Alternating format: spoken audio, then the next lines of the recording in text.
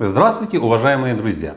С вами я, Юрий Тютченко, кандидат ветеринарных наук, и в этом видеоподкасте рассмотрим, почему у кошек достаточно часто возникают проблемы при кормлении их сухим кормом и как эти проблемы минимизировать. Наверное, все владельцы кошек понимают, что правильное питание кошки – это основа ее здоровья. Ну и, конечно же, высокой продолжительности жизни. Многие считают, что натуральное кормление – это намного лучше, чем кормление сухими кормами. Я бы поспорил, но, увы, не могу. Ну, конечно же, натуральное сбалансированное кормление намного лучше, чем кормление сухими кормами. И если у вас есть возможность кормить своего любимца натуральными кормами, то, конечно же, кормите. Не совсем правильно было бы утверждать, что сухой корм лучше натурального. Хотя многие, в том числе и ветеринарные специалисты, утверждают, что именно сухой корм намного лучше натурального. Что, мол, он сбалансирован по всем необходимым веществам, а в натуральном корме чего-то там не хватает. Я помогу вам в этом разобраться. Первое. Как говорится, расставим все точки над «и». Сбалансированный натуральный корм, конечно же, лучше, чем любой, даже самый хороший сухой корм. Это аксиома. Но это касается только качественного сбалансированного кормления кошки натуральными кормами. По своему составу это должно быть кормление такими кормами, которые очень похожи на ту добычу, которую кошка ловит в дикой природе. Повседневное кормление кошек отходами пищевого производства, всякими куриными головами и лапками, это далеко не то, что можно назвать натуральным кормлением. Но лучше кормить так, чем кормить плохим сухим кормом. От куриных голов и лапок проблем все равно будет меньше, чем от плохого сухого корма. Второе. Я не являюсь ни противником, ни защитником сухого корма.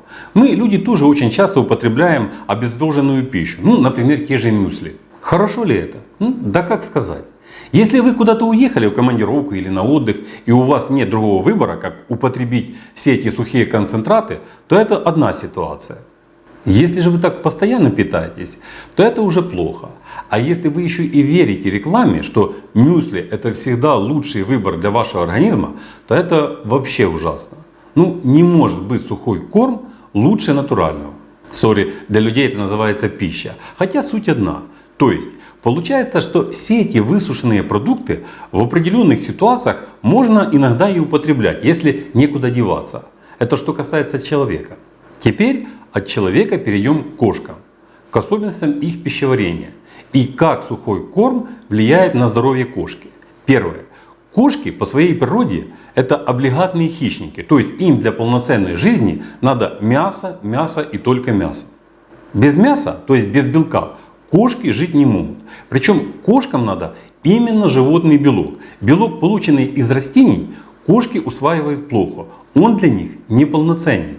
Вернее, белок, полученный из растений, в долгосрочной перспективе ведет к многочисленным проблемам со здоровьем у кошки.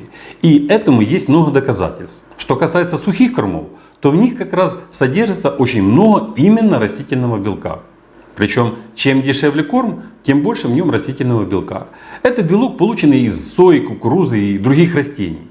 Замена в сухом корме белка животного происхождения на белок растительного происхождения – это то, на чем зарабатывают производители дешевых кормов. Второе. Сейчас белок научились получать из всевозможных отходов пищевого производства путем гидролиза. Всевозможных связок, ушей, глаз, сухожилий, даже из рогов и копыт. Да, это будет тоже считаться белком. С одной стороны, это белок получен из сырья животного происхождения, а с другой стороны, все равно это не тот белок, который нужен вашей кошке. Кошкам нужен качественный полноценный белок. Белок, который сбалансирован по всем аминокислотам. В принципе, почти все мясо, что идет в пищу человеку, подойдет и вашей кошке. Хотя не абсолютно все. Например, вы не можете дать вашей кошке старую говядину. Старая сырая говядина – это непривычная пища для кошек. В дикой природе она просто не может есть старую говядину. Буйвола ж кошка не поймает. Проваренную старую говядину давать можно, но сырое мясо все равно будет более предпочтительно. В сыром мясе содержится очень много полезных веществ, которых нет в вареном мясе. Например, очень много в сыром мясе таурина. При недостатке таурина у кошек возникают большие проблемы со здоровьем. Это и проблемы с работой сердца, и проблемы со зрением. Лучше всего кошкам подойдет тот белок, который потенциально может содержаться в ее добыче. Растительный же белок имеет очень низкую биологическую ценность для кошек, но, увы, он есть в большом количестве во всех сухих кормах. Поскольку растительные белки значительно дешевле белков мяса, то это значит, что на них можно получить намного больше прибыли. Третье. Как я уже сказал, что кошки мясоедные животные, им углеводы практически не нужны. В рационе кошки углеводов должно быть 3-5%. А посмотрите, сколько их во многих сухих кормах. Это просто кошмарные цифры. Их там может быть аж до 50%. У человека углеводы расщепляются ферментами слюны и поджелудочной железы. Так вот, у кошек в слюне вообще нет фермента амилазы, которая бы расщепляла углеводы. То есть у кошки при расщеплении углеводов вся нагрузка ложится на поджелудочную железу. А раз так, то понятно, что большое количество углеводов в сухом корме разрушает баланс сахара и инсулина в крови у кошек и в конце концов приводит к развитию диабета. Это есть очень большой минус многих сухих кормов. И четвертое, что не в пользу сухих кормов, это то, что кошки не любят пить воду. У них снижено чувство жажды. Необходимую жидкость они получают из мяса, которое почти на 80% состоит из воды. Кошкам надо много воды для нормальной работы почек. И когда кошки сидят только на сухом корме, то это приводит к хроническому обезвоживанию, что в конце концов приводит к хронической почечной недостаточности, образованию камней в почках, и в мочевом пузыре, естественно. Причем, что интересно, кажется, что кошка ест сухой корм и потребляет достаточно много воды. И даже больше, чем если кошка, которая ест консервированный корм. Но это только так кажется. Установлено, что кошка, которая ест консервы, суммарно потребляет вдвое больше воды, чем кошка, которая сидит на сухом корме. Поэтому консервы, даже хуже по качеству, будут более лучшим выбором, нежели сухой корм. У кошек, которые едят консервы, диурез, то есть выделение мочи, значительно выше, чем у кошек, которые сидят на сухом корме. Причем намного выше, почти вдвое. Это очень хорошо для промывания почек. Поэтому консервы более точно соответствуют естественному рациону кошек и лучше подходят для удовлетворения потребностей кошки в воде. Система мочевыводящих путей любого живого существа нуждается в протекании воды для поддержания оптимального здоровья. То есть протекании воды через почки. Для кошек это означает, что консервы для них более предпочтительны, чем сухой корм. Консервы можно рассматривать как промывание мочевого пузыря кошки несколько раз в день. Исходя из этого, можно сказать, что натуральное кормление для кошек – это, конечно же, лучший выбор, если есть возможность его обеспечить.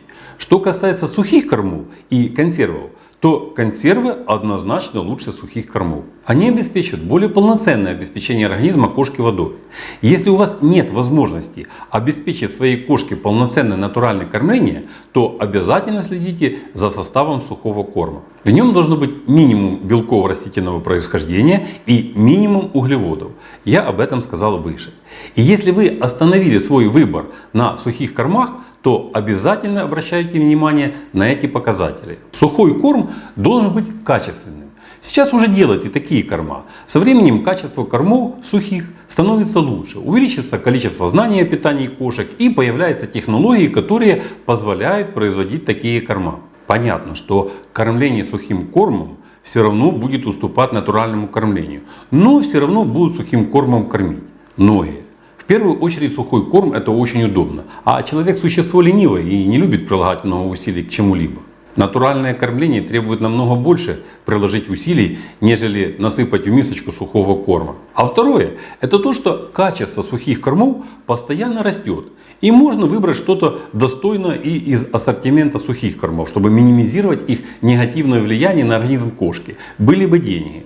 Качественный сухой корм обеспечит хорошее здоровье вашей кошки на долгие годы. Корм с плохим составом обеспечит вам экономию сейчас. Но потом вы намного больше оставите денег в ветеринарной клинике. Вот только то здоровье, которое было у кошки, увы, вы уже не вернете. Я намеренно не говорю слово дешевый корм. Я говорю о сухом корме с плохим составом. Можно и задорого купить плохой сухой корм, но это не значит, что он от этого станет лучше. При кормлении своей кошки сухим кормом обязательно следите за наличием свежей воды. Это важно. Воду надо менять каждый день. Вам будет казаться, что эта вода свежая, но кошке она может чем-то не подойти и не понравится, и она ее пить не будет, даже в ущерб своему здоровью. Не любят кошки пить воду. Да, еще момент. Я никоим образом не агитирую вас покупать дорогой корм. Цель данного видео – помочь владельцам кошек лучше разобраться в кормлении кошек. Чтобы, просмотрев это видео, вы подумали и сделали тот выбор, который вам подходит больше всего с учетом максимального сохранения здоровья вашей кошки и вашего финансового состояния. А в одном из своих последующих видео я расскажу вам, почему многие ветеринарные врачи выступают только за кормление кошек сухими кормами. Но это будет потом. А пока на этом все. Здоровья вам и вашим кошкам. Подписывайтесь на наш канал и до новых встреч!